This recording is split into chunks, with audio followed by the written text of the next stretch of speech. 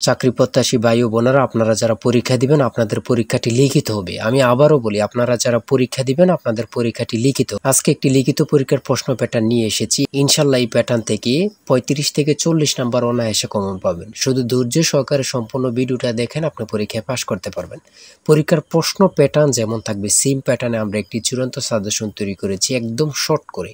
এই স্পেশাল চূড়ান্ত সাজেশনটি নিতে স্ক্রিনে দেওয়া হোয়াটসঅ্যাপ নাম্বার রয়েছে, ইমো নাম্বার রয়েছে, দুটোর মধ্যে যে কোনো একটি মেসেজ করে সাজেশনটি সংগ্রহ করুন। সাজেশনের মূল্য 100 টাকা। শুধু হোয়াটসঅ্যাপ অথবা ইমোতে যে কোনো একটাই মেসেজ করে সাথে সাথে সাজেশনটি সংগ্রহ করবেন।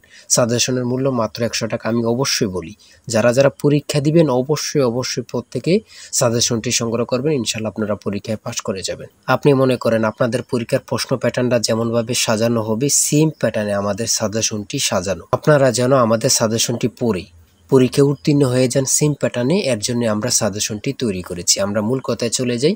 লিখিত পরীক্ষাটা কি, ওটা আগে আমাদের বুঝতে হবে। কারক ও বিভক্তি থেকে থাকবে, তারপর এক কথা প্রকাশ থেকে থাকবে, বিপরীত শব্দ থাকবে, ইংরেজি থেকে ট্রান্সলেট থাকবে, ভয়েস থেকে থাকবে, প্রিপোজিশন থেকে থাকবে, তারপরে অঙ্ক থাকবে, সর্বশেষ সাধারণ জ্ঞান থাকবে। লিখিত পরীক্ষাটা এতটুকুই। আমি কিন্তু সম্পূর্ণ প্যাটার্নটা দেখিয়ে দিচ্ছি, আপনারা দেখেন।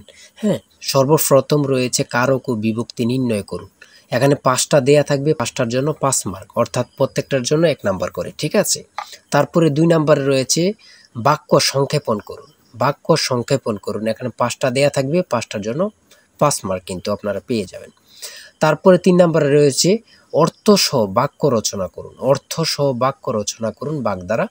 আপনারা এখানে 3টা থাকতে পারে, 5টা থাকতে পারে, প্রত্যেকটার জন্য 1 নাম্বার করে। হ্যাঁ, তারপরে রয়েছে সমার্থক শব্দ লিখুন। এখানে 2টা দিয়েছে, অনেক সময় সমার্থক শব্দ থাকে না, ঠিক আছে, এটা থাকলেও থাকতে পারে। হ্যাঁ, তারপরে রয়েছে 5 নম্বরে রয়েছে প্রবাসী আয় বৃদ্ধিতে করণীয় বিষয়ে সংক্ষিপ্ত প্রবন্ধ রচনা করুন। এখানে কিন্তু বর্তমানে প্রবাসী যারা রিমিটেন্স পাঠায়, এটা কিন্তু খুবই গুরুত্বপূর্ণ বাংলাদেশের জন্য। এই সম্পর্কে কিন্তু আপনাদের শর্ট করে একটি রচনা লিখতে বলবে, এটার জন্য কিন্তু 5 নাম্বার। হ্যাঁ, তারপরে সংক্ষেপে কয়েকটি প্রশ্ন থাকবে। তাই বলি অবশ্যই আমাদের চ্যানেলটি সাবস্ক্রাইব ও পেজটি ফলো দিয়ে রাখবেন। কেন?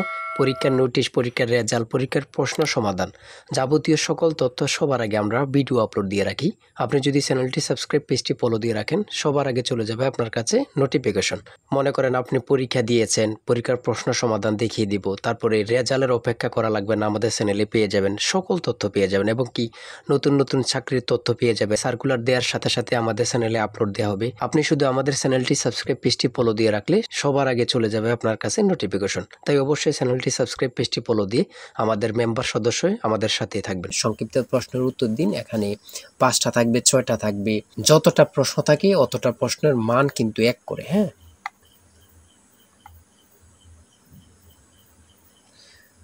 তারপরে 7 নম্বরে কি দেওয়া হয়েছে আমরা দেখি।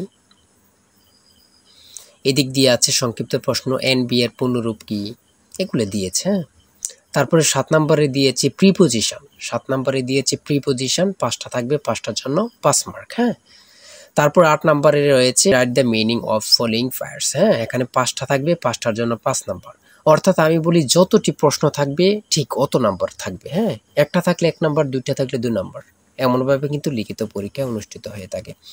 তারপরে এখানে 9 নম্বরে দিয়েছে ক্লাইমেট চেঞ্জ, একটা প্যারাগ্রাফ শর্ট করে। হ্যাঁ, আপনারা 5 নম্বরে একটা প্যারাগ্রাফ থাকবে, এখানে ট্রি প্ল্যান্টেশনও থাকতে পারে, অন্য প্যারাগ্রাফও থাকতে পারে, লোডশেডিংও থাকতে পারে, অন্য প্যারাগ্রাফ থাকতে পারে। আমাদের সাজেশনে কিন্তু এই প্যারাগ্রাফগুলো সমাধান দেয়া আছে। হ্যাঁ, সমাধান সহ দেয়া আছে। আমার এখানে যেভাবে দেয়া আছে সেমভাবে কিন্তু আমাদের সাজেশনে দেয়া আছে। তারপরে আমরা ইংরেজি অংশ শেষ করেছি, গণিত অংশ দেখি। 500 মিটার লম্বা একটি ট্রেন 30 কিলোমিটার ঘন্টা গতিতে চলছে। 250 মিটার লম্বা একটি স্টেশন অতিক্রম করতে ট্রেনটির কত সময় লাগবে? এখানে যেমনভাবে প্রত্যেকটি অঙ্ক ইংরেজি, বাংলা সকল কিছুর ব্যাখ্যা দেওয়া আছে, সেমভাবে কিন্তু আমাদের সাজেশনে ব্যাখ্যা দেওয়া আছে। হ্যাঁ, এগুলো আপনারা দেখে নেন, সমাধানটা দেওয়া আছে।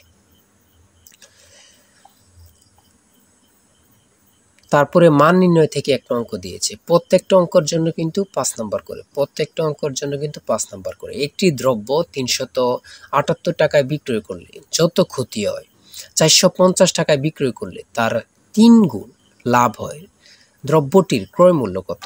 অঙ্কটা সমাধান দেওয়া আছে, আপনারা দেখে নিন।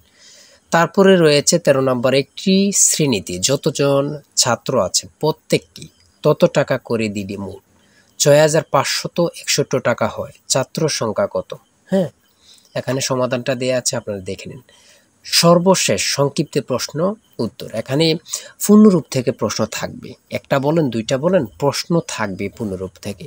হ্যাঁ, এখানে যেমন দিয়েছি এটিএম এর পূর্ণরূপ কি, তারপরে রয়েছে জাতিসংঘের নামকরণ করেন কি, অথবা জাতিসংঘ সনদ কবে কার্যকর হয়।